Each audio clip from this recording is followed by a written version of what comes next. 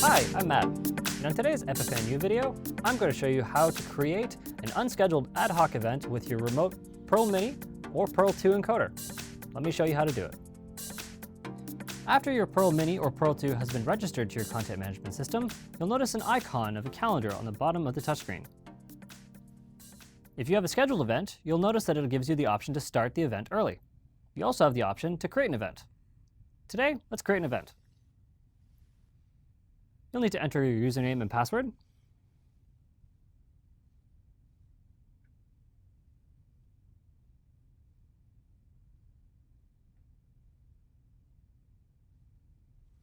And then press Next.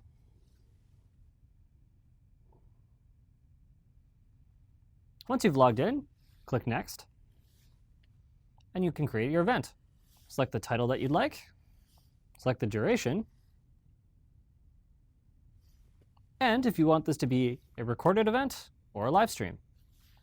Once you're happy with your settings, click Start.